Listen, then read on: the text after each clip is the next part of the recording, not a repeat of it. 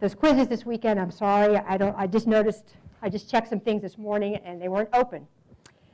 So I will take care of that, and I didn't get your points tallied in from Friday. It was a bad weekend. And I didn't add any points in for the extra credit yet. So I'm going to have a busy afternoon doing all the things that people are anxiously looking to see what their point total is. I just apologize for that. So if you see any of the other students, I'll send out an email, but you know, the quizzes were supposed to be open and they were not, so I'll take care of that as soon as I can, right after class today. There might be some little check mark I didn't do when I thought I'd opened them.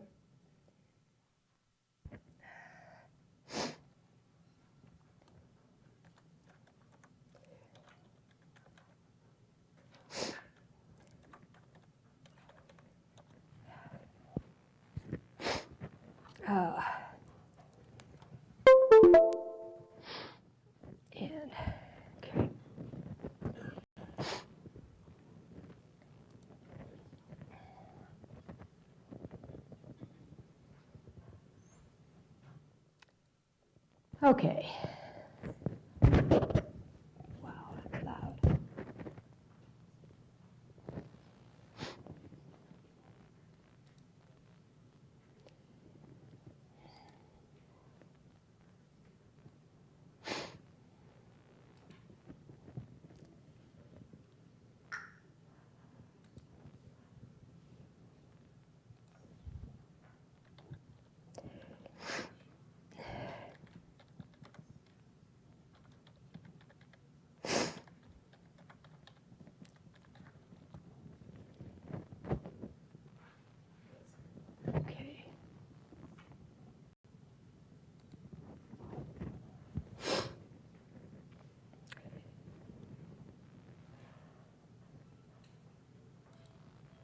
So there hasn't been any changes, really.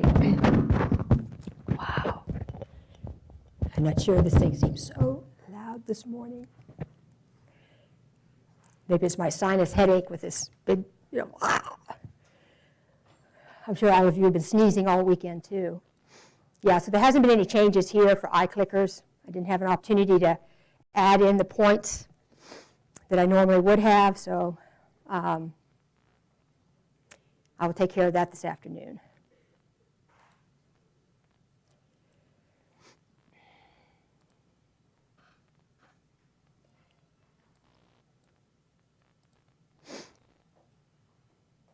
Oops, that's right. You guys have the ones with the weird. Oh yeah, and I didn't get a chance to switch notes with you with another section. So let me go to that other section.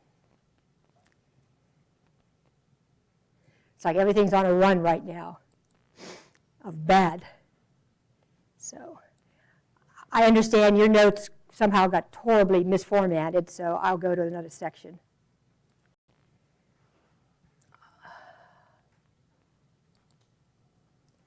And I'll see if I can swap their notes in with yours so you're not struggling with that. Okay.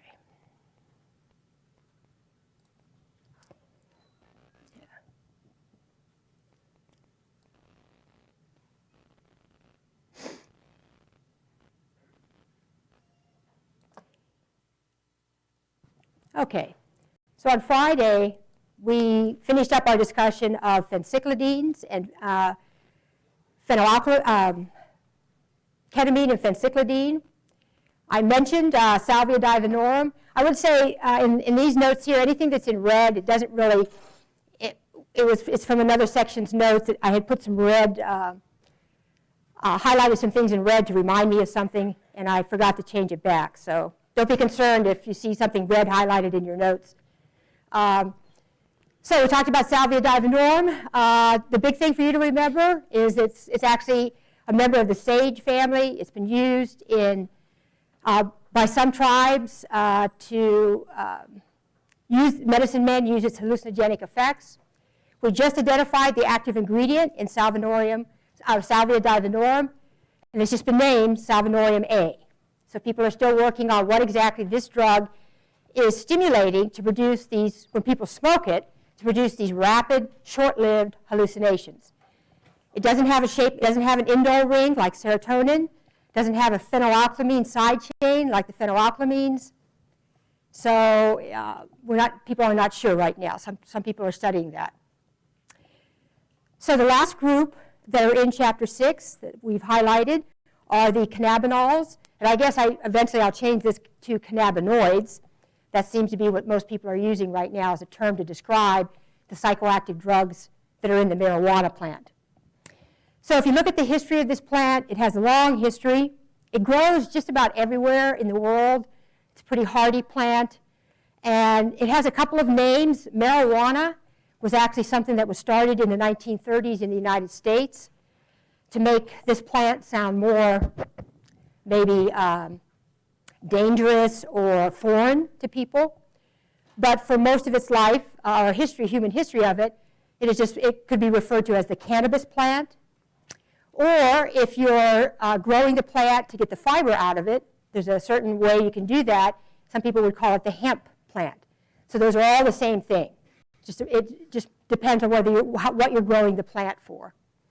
So if you're growing it using mainly focusing on the fibers, people have made you can make all kinds of products from the hemp fiber. In addition to people for centuries have either smoked it or eaten the plant material to alter their mental states. So I would cross out number 2 if you have your notes in front of you. There is the idea that there's been an overall increase in potency of the marijuana that people have smoked, but that's not always the case. If some people were actually smoking products in the 1960s from Hawaii or Thailand or places like that, they wouldn't have been using marijuana that was of lesser potency. So that's not a very accurate statement there. The same thing with item number 3. The problem with it is it's very dated. I think this is looking at going back to 2005. They're talking about how many people had said they'd used it in the past month. So we know that that's, in the United States, that's a pretty large number. If you look at the 2 main psychoactive drugs that people admit to using in the United States, alcohol is number 1 and marijuana is number 2. And then way below that, you get into some of these other drugs that we've been talking about, where you start talking about cocaine, amphetamines, illegal use of painkillers. You see a big gap in the number of people who are using it. So the top 2 are alcohol and marijuana. And globally, there's a lot of people that use the cannabis plant. In India, there are some religious sects that use it during their ceremonies. Indonesia, parts of Europe, it's very popular to be used. So in parts of Africa, people have been using it for a long time. So it's pretty much a globally recognized psychoactive drug. So if you look at what 3 kind of major categories, people have recognized it as a use as medicine. So this was kind of pointing out that obviously when marijuana was put on Schedule 1 in the United States, it wasn't based on historical evidence. For centuries, people have known that marijuana helps with certain kinds of muscle cramps, and so it was used sometimes as a tea to help with those pains from muscle pain. It's been used as a fiber source to make fabric and rope, and as an intoxicant. So all of these 3 uses were well known, and actually in the United States, George Washington had a hemp colony. By what I mean a hemp plantation. So if you want to grow the marijuana plant for fibers, you actually want to go with the male plants at that point. I'll explain that you can separate out male and female cannabis plants. The female plant is what you want if you want to get an intoxicant. I'm going to talk about where the resin is and the psychoactive ingredients are in the flowering bud of the female. If you just want to use the plant for fibers, you can just separate out and keep the male plants and let them get very tall. And if you crack that inner stem, you'll see that it's filled with wonderful fibers. So George Washington's plantation, they were growing it for the hemp fibers to make rope. Because if you think back into that period of time, people were using sailing ships. And if you have a sailing ship, even today, if you have a ship, you want good rope. And hemp made very good rope. So it was a cash product to be sold. If you look inside this plant, it's not that different from any other I've talked about. It's got hundreds of different compounds. So no plant, just is made up of just one or two different chemicals. I think there's been 360 chemicals identified from the cannabis sativa plant, and of those, about 30 have some psychoactive properties. So they're fat soluble enough to get across the blood-brain barrier. And of those 30, the one that seems to produce the most potent changes in mood and has the most psychoactive effects would be this particular chemical, delta-9 tetrahydrocannabinol. You may see me abbreviating it as THC for the tetrahydrocannabinol. Sometimes you'll see the delta-9, sometimes you won't in the notes, but it's that chemical that I'm talking about. So there's 29 others that are psychoactive. That's why when someone is using the plant medicinally, it could be one of those other 29 that's actually giving them the benefit that they're looking for. This one gets people most intoxicated, but it may not be providing a particular medicinal effect that people want. And then there's all these other chemicals that are part of the plant but don't get across the blood-brain barrier. So if you look at this plant, has kind of an interesting history, because once we discovered that and were able to prove that the morphine and codeine in the opium poppy, we knew there had to be receptors in our brain that these plants were working through. Well, the same thing had to be true for the cannabis plant. How could we get intoxicated on a plant if the chemicals that we were absorbing from that plant weren't activating some system in our brain that we didn't already have? So that was the big race for a lot of research labs, is to be the first one to discover the receptors that THC interacted with. So there were, I think it was the lab in Johns Hopkins who won the race. I think one of the scientists there, he's already been named to get the Nobel Prize at some point or another. He's had a very big career in neuropharmacology. But in 1992, they did discover those receptors. And they did this by having radio-labeled THC. And it was actually injected into the rat, and then you could harvest the rat brain and look at where the THC was binding. Because you could put the tissue over top of radioactive film, and it would actually take a photograph.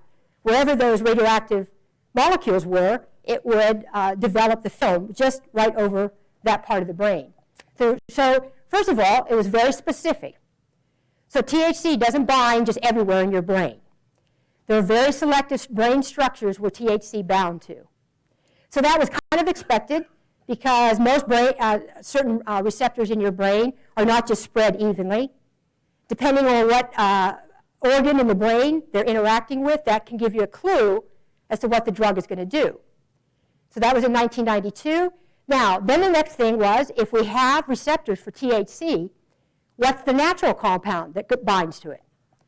I mean, we wouldn't have receptors for a plant if we didn't already have something that activated that receptor naturally. So that's when people were looking for the endogenous neurotransmitter for these receptors. We had to have a natural cannabinoid in our brain that would activate these, just like we had to have a natural painkiller to activate our endorphin receptors. And so eventually, 1995, the first one was found, and it was named anandamide. So you do have to know that name, anandamide. It was the first cannabinoid that was discovered. We've discovered a lot of them since then. Once they discovered the technique for isolating these particular neurotransmitters, they've discovered a number of them. So they don't really necessarily name them now. They just call them as a group endocannabinoids. So endocannabinoids is sort of like an abbreviation of endogenous cannabinoids. So just like endorphins is an abbreviation of endogenous morphine, we now have the endogenous cannabinoids. So if you look at where the receptors for these natural endocannabinoids are, you can see certain patterns of where we think it's controlling function. So we've identified two different kinds of endocannabinoid receptors. The first one is the important one that's found in the brain called CB1, cannabinoid receptor 1, or cannabinoid 1. So I'm going to talk to you, there's three parts of the brain where these neurotransmitters are found. And when you see what part of the brain they're found in, it also helps explain some of the effects and side effects of getting high on marijuana. So there are lots of CB1 receptors in a part of the brain called the hippocampus. So you may want to try, these are all included in like a sentence format, but you could maybe make a little list for yourself. The 3 brain areas, we've got the hippocampus, we've got the amygdala, and you've got the hypothalamus. So those are the 3 brain areas. So what are those 3 parts of the brain? What are they responsible for? Okay, so I'm sorry I have a break in my page here, but what does the hippocampus do? Okay, well, if we look at the hippocampus is important in regulating short-term memory. So it doesn't have to do with you remembering that 2 + 2 = 4. That you remember forever. That is long-term memory. Short-term memory is what I've just said to you, and if you're trying to remember what I've just said to you, you're juggling the term hippocampus in your brain right now and short-term memory. You haven't deposited it as long-term memory anywhere. You're just using it at the moment. You've just heard me say it. You've just read it up here, and you're kind of juggling it around. That's short-term, sometimes called working memory. You're using it right now. So if I were to ask you, what function does the hippocampus have, some of you would be able to grab it out of your short-term working memory and say it has to do with memory, short-term memory. But 5 minutes from now, if you don't continue to try and use that information and move it into long-term, it's just going to disappear. So when people are intoxicated with marijuana, what's affected is their working short-term, what they just said, what they just talked about, what they just saw. So they tend to get a little distracted. So when I was in college, there was actually 1 phone on a dorm floor, and it was out in the hall. So if you wanted to call to get pizza, you actually, sometimes you would, and we didn't have, of course, working cell phones or anything like that, you'd look at the number in the phone book, and you'd walk to the phone saying 655-9923, 695-9923. That's working memory. If you're intoxicated with marijuana when you're doing that, you get about 2 steps, 695-226. Oh, man, you got to go back and look it up again. Okay, so that's the kind of forgetfulness that occurs with people who are intoxicated with marijuana. They also might do things where they're very intently talking about something, and then, what was I talking about again? They forget what the beginning of their sentence was. So that's people who would be, that's the kind of short-term memory I'm talking about. So it's not that your permanent memory, your long-term memory is damaged. It's just that when you're high, you're going to be acting a little bit hard to keep track of what's going on right now, what just happened. Okay, you tend to get a little distracted. So the second part of the brain that has a lot of receptors is called the amygdala. I may have mentioned this brain structure before. It often has to do with emotional responses to what's new in your environment. So animals and us, it's not something unique to animals, we tend to orient to things that are new that we haven't seen before. So if we see the same thing in a room over and over and over again, and then we walk into that room and suddenly there's a new picture on the wall, or there's a new couch or a new rug, we immediately orient that is novel, that's new, that wasn't in this environment before. So under the influence of marijuana, people tend to be very sensitive to things looking new or different in their environment, even if it is something that they've seen before. They may look at a poster and then suddenly they're just amazed at this poster. Have you seen the colors in this poster? Oh my God, look at that. You can see where he's trying to, suddenly this poster is so novel and so interesting. So that's what some people enjoy about marijuana, is that it makes the normal look interesting again. It seems like things are now new, different, they have more meaning, and that's the amygdala that's playing a role there.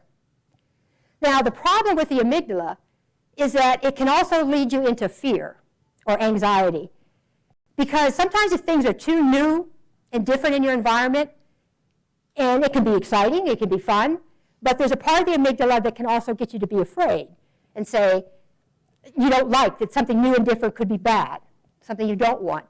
And so there are people who can often get paranoid when they're under the influence of marijuana. And that's a role probably the amygdala plays there. It's like things either look different and new and exciting, and that's good, or they look different, new, and then bad things could happen because of that, and you get paranoid. And then finally, the third part of the brain, the hypothalamus. has to do with triggering your interest in food. So why do you eat?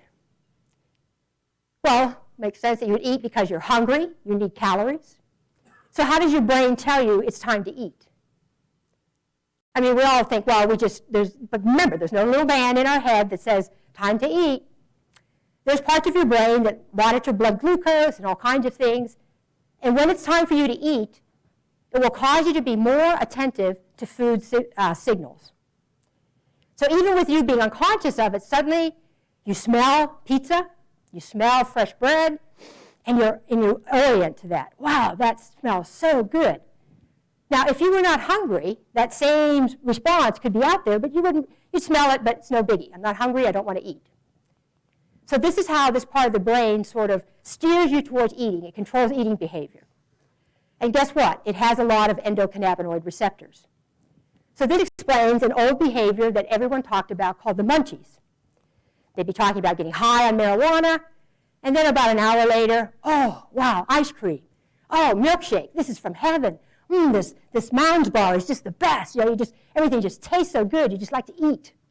The munchies is basically what they said. And we couldn't really explain the munchies. It's not very well replicated in the lab because rats don't express munchies the way humans do.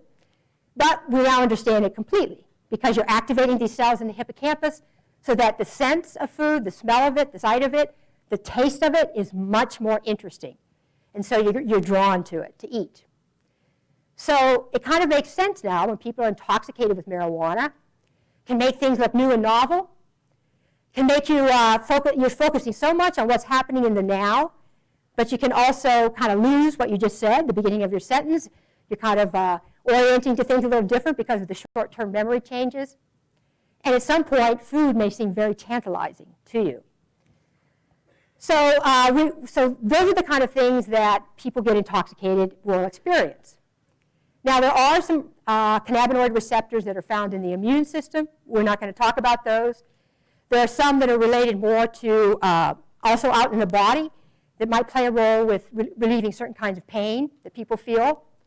But there are medical uses even for some of these, particularly this increased sensory appeal of food to help people who have cancer and they're undergoing chemotherapy. Sometimes they absolutely cannot eat. In fact, smelling food, they get nauseous.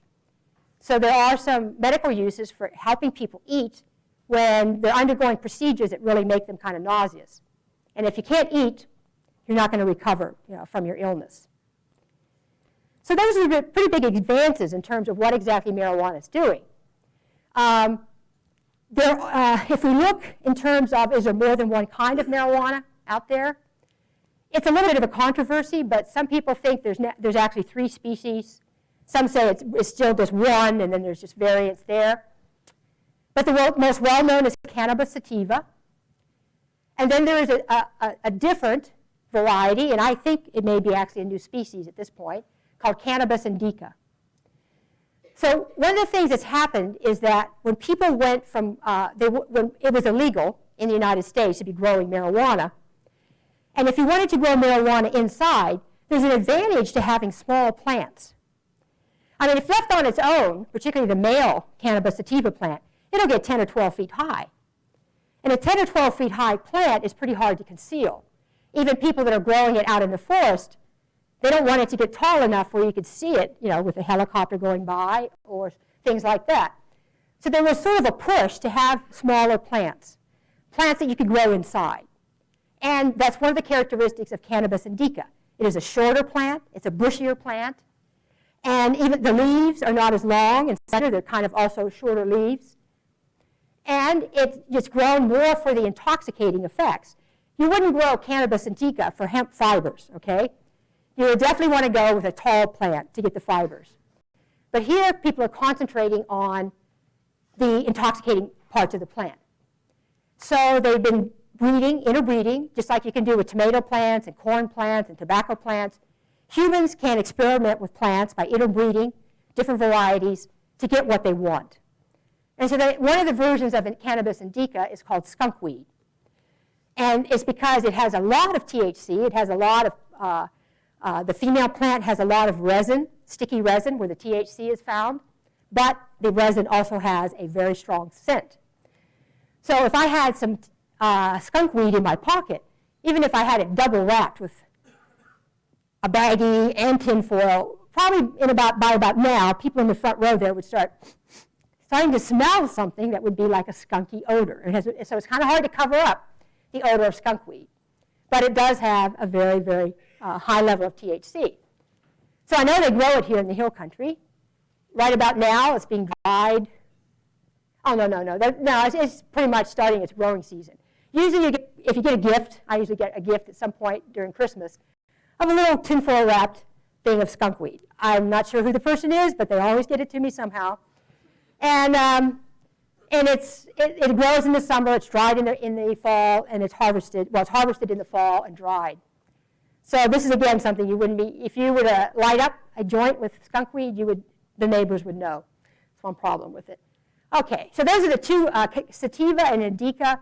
There is one other one that grows only in Siberia, doesn't have a lot of THC, Cannabis ruderalis. You don't have to worry about that one.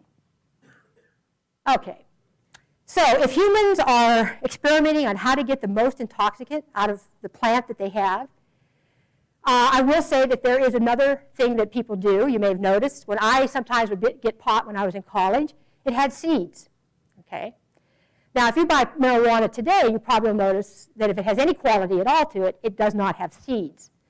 And that's because people have adopted this growing technique to produce marijuana that is sensimilla without seeds. Okay. So how do you get pot that doesn't have any seeds? Well, what you do is when the plants are very small, you pluck out all the male plants. And you can tell the difference when you study the plants a little bit.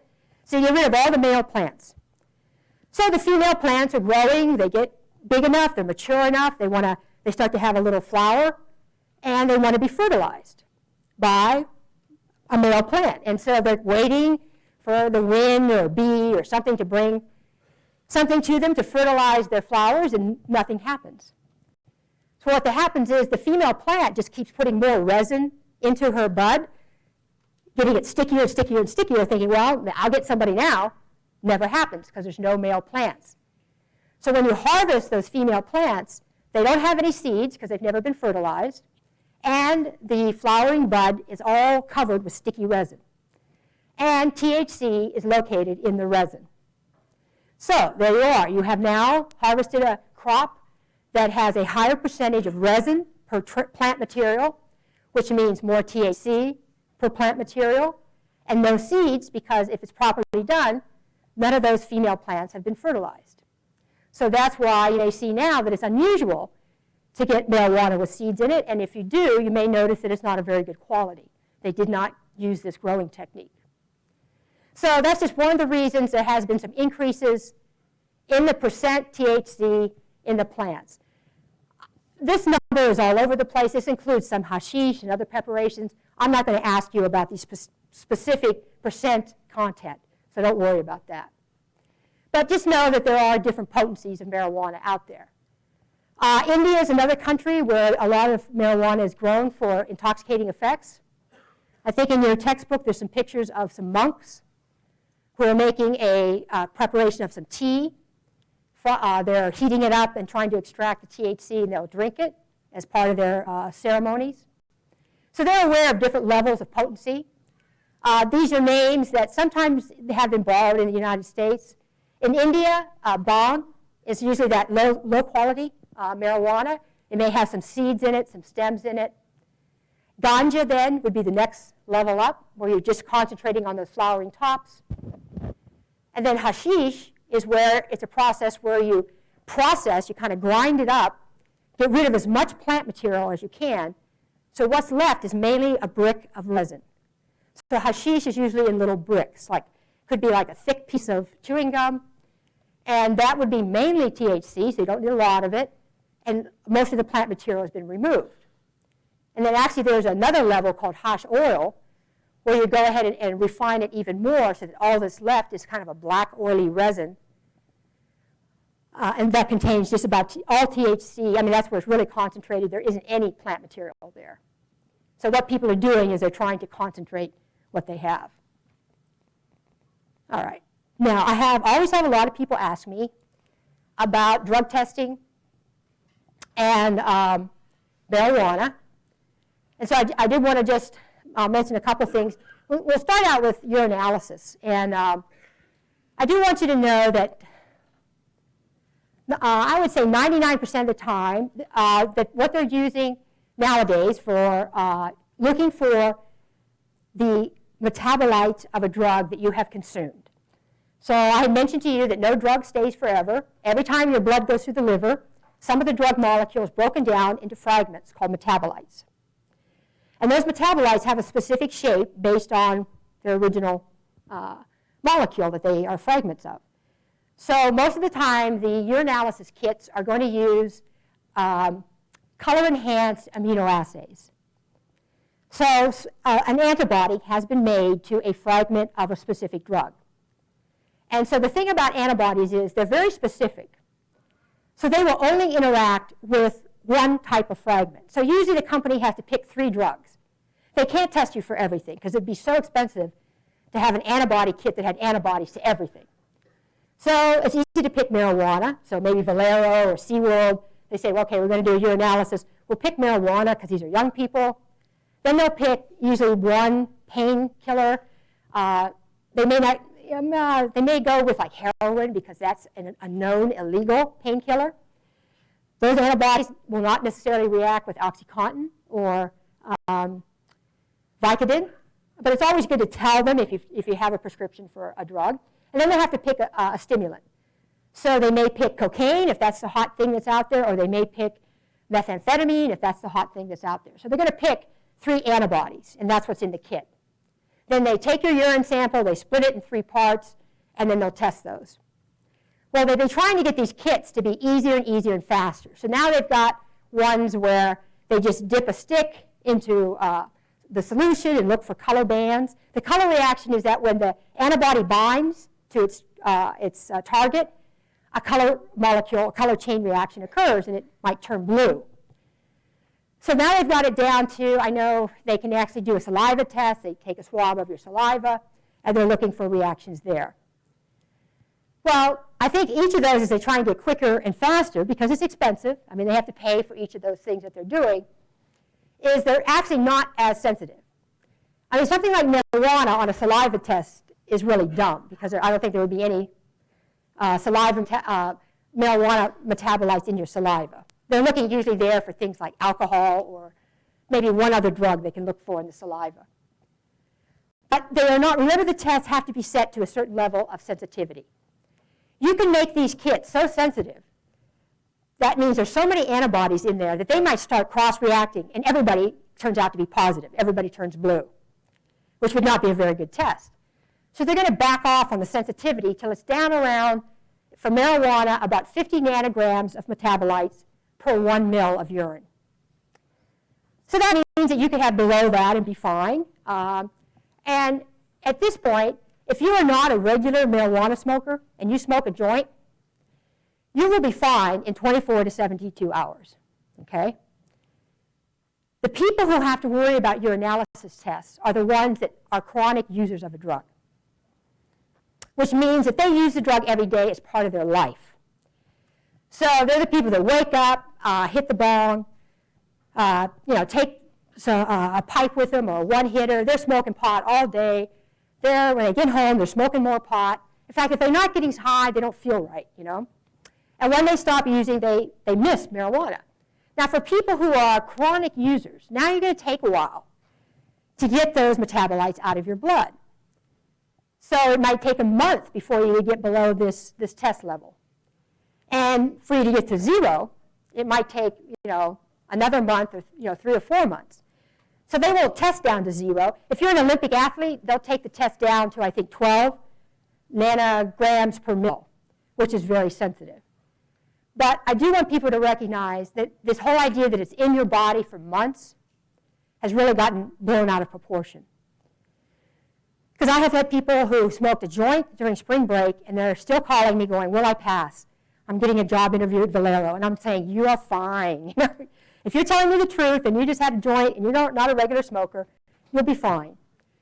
But what happens is people are setting up this billion-dollar business now where these companies sell this crap that people guzzle it and get sick and all that kind of stuff.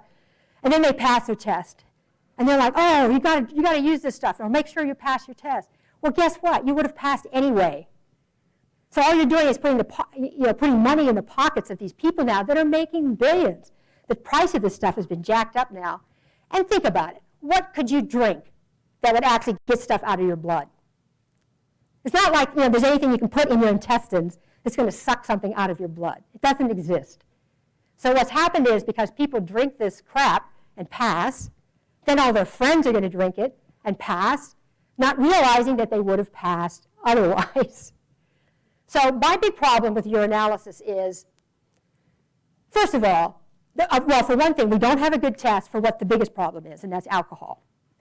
Because people hung over at work actually are the most dangerous. But they're not going to have alcohol in their blood or urine. The other thing is, if someone is doing something on their own time, I'm not sure, again, how that is going to be something that you would say, well, this person is not fit to do their job. I also feel that these companies go out to the lowest bidder. I've seen some of the techs who do these tests. I wouldn't want them to mow my grass. They don't look very competent. But, okay, I'm going to take these over here now. They're not paying these people that much. Who knows if they're even doing the test correctly? They don't keep it at the right pH. They don't keep it at the right temperature. God knows they don't keep them labeled correctly. I mean, I had to do a lot of urinalysis. I did some, what's it called? It was for the Air Force, for getting pilots so they could wake up and go to sleep at the right times. But it was something that they wanted, you had to get clearance. Okay, it was classified research at Brooks. So, I'm doing urinalysis all the time, and I see these people back there that are doing it, and I'm thinking, what if they get my stuff mislabeled, which is very common. People have known to be paid techs to shuffle labels around. That's why you get the lowest bid companies are not the best. One time I failed because my urine was too dilute. So I'm down at this crummy little clinic downtown. I'm waiting for 4 hours for urinalysis. I'm going, oh my God, finally I can urinate. And of course it's very dilute, because I had very dilute urine at that point. And so then I got to go back, because they said, well, maybe you drank a lot of water to dilute your urine, so we wouldn't detect. I said, oh, that's fine, okay. Well, the next time you go back, you're in the special group. So I'm sitting there with all the real guy next to me, he's all tattooed up with alcohol on his breath going, what are they going to test you for? I said, well, hopefully they're not going to test you for booze. I mean, he was already drunk. But there has to be witness. So then you have this little Nazi that has to watch you urinate into your cup. And I'm thinking, oh, just let it be over. And you actually get paranoid. I'm thinking, I know there's nothing for me to be afraid of, but you get kind of paranoid that they're going to find something. And I've also heard that Susan Reed in the DA's office throws away samples because they have so many, millions of them. So if they did make a mistake and have a false positive, which means they found something that you didn't have in your urine through some mistake, you couldn't even go back and have it retested. So that's led to a lot of problems. So, I think that urinalysis and testing has a place. And the people who have a problem with drug testing are usually people who have a problem with addiction or abuse because they can't control their intake. Now, the hair follicle or the hair thing, the whole idea of that is, and I have my doubts about how sensitive this could be also, is that every hair follicle has a little capillary that nourishes it. So and hair is continuously growing, even the hair, fine hair. But there's a certain rate that hair grows. And while it's growing, if there's a chemical or a compound in the blood that's nourishing that hair follicle, it could be embedded into the hair.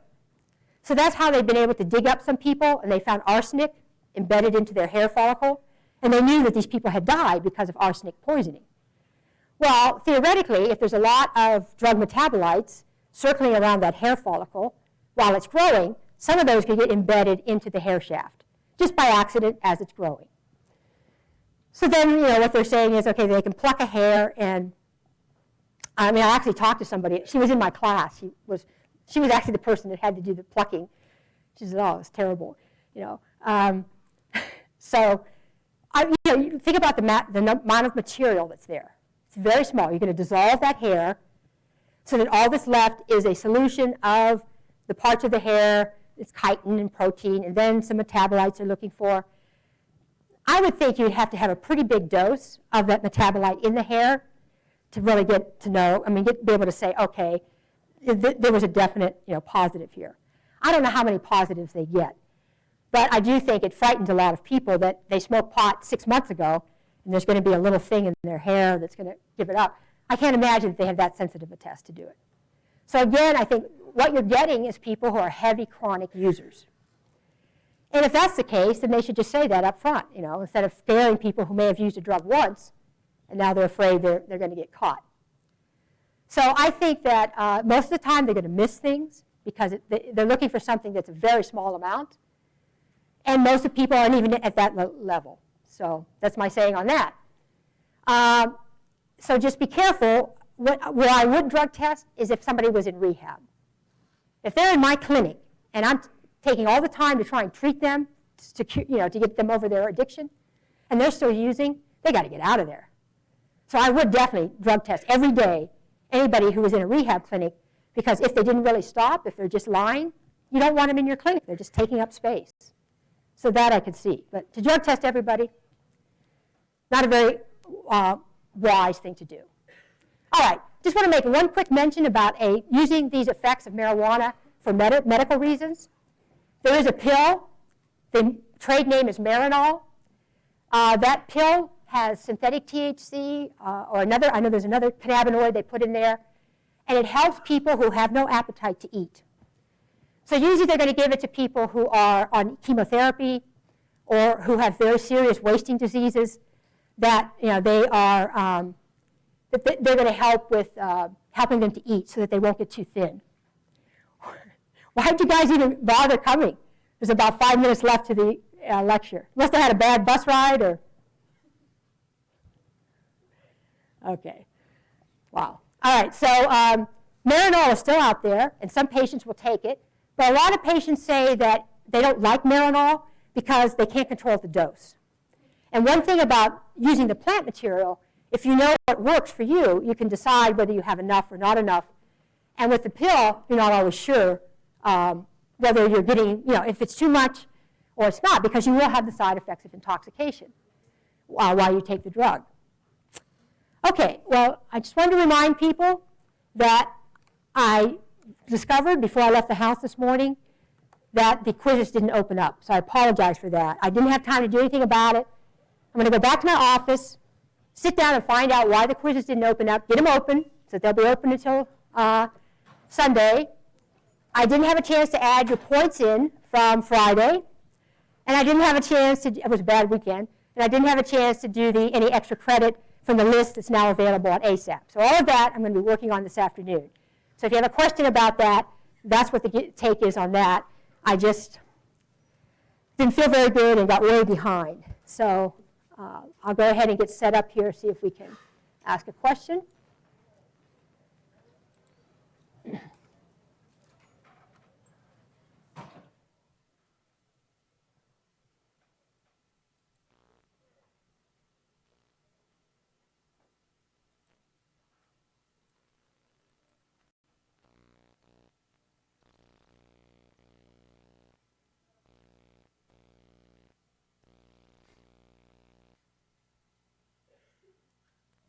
Okay, I'm actually going to have to write one out for you real quick.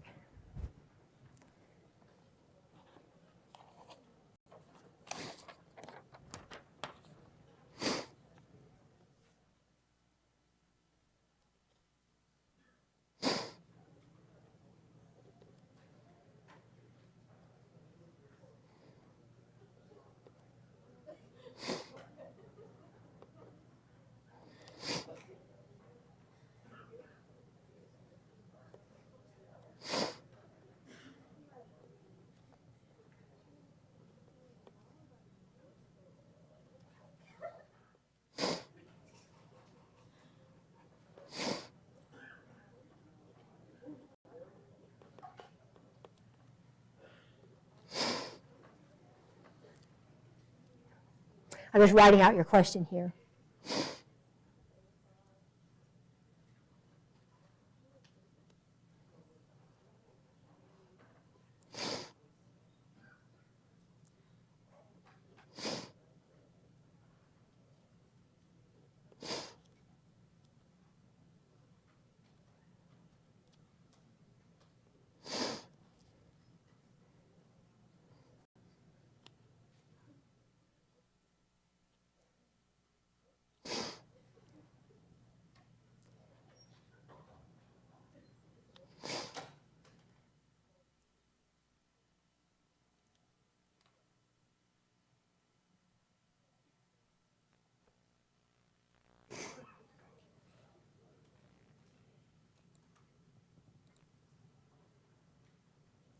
This is going to be a handwritten question. I'll get it up here in just a second.